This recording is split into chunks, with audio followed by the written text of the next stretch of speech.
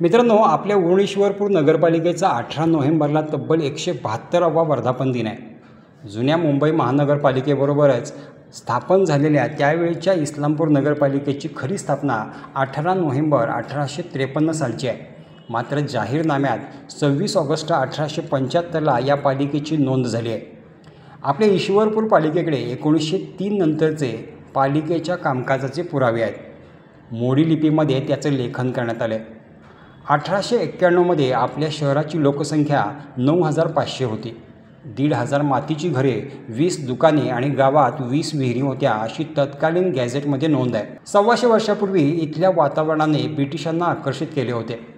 ईश्वरपूर नगरपालिकेच्या इतिहासातील महत्त्वाचा आणि संस्मरणीय क्षण म्हणजे अखिल भारतीय काँग्रेसच्या अध्यक्ष आणि दिवंगत पंतप्रधान इंदिरा गांधी यांनी दिलेली भेट।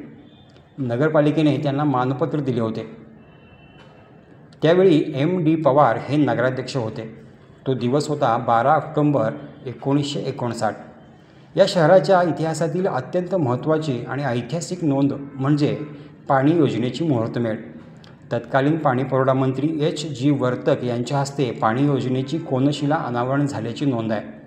ही कोनशिला आजही पालिकेच्या इमारतीजवळ आहे।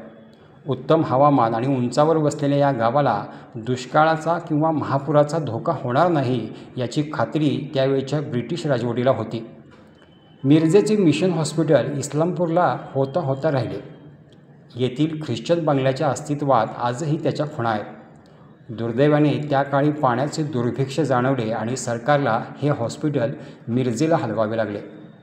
या नगरपालिकेत सर्वाधिक 25 वर्षापेक्षा जास्त काळ नगराध्यक्षपद भूषवण्याचा मान स्वर्गीय M.D. पवार यांना मिळाला। लवकरच नवे नगराध्यक्ष पालिकेला मिळणार आहेत।